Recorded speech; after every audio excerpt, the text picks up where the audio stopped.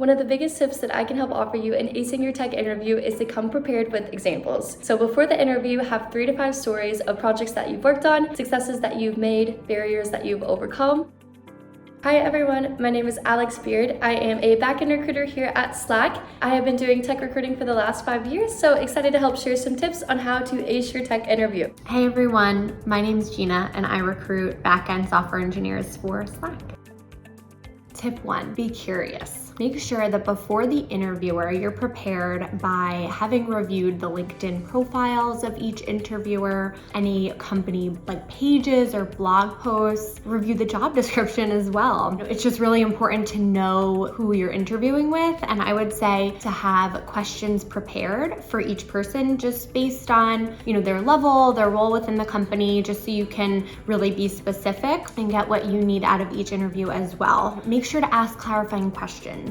It's really important that if you don't understand the question, even during the interview, just, ask the interviewer to clarify. We're not trying to trick you. We want you to do well. Finally, I would say just have a genuine curiosity in learning about the future roadmap of the company, the culture, just the work, the challenges that you would face on a day-to-day basis. One of the biggest tips that I can help offer you in acing your tech interview is to come prepared with examples. So before the interview, have 3 to 5 stories of projects that you've worked on, successes that you've made, barriers that you've overcome. There's nothing worse than being in the middle of it and being like, shoot, I cannot remember that. So I definitely coach candidates on having those prepared. I would also say be able to communicate the scale and the scope of the work that you've accomplished. That is always great to be able to present to interviewers as well. And just be thorough. Take your time during those technical challenges. Take a deep breath. At the end of the day, it's always about the journey rather than the destination.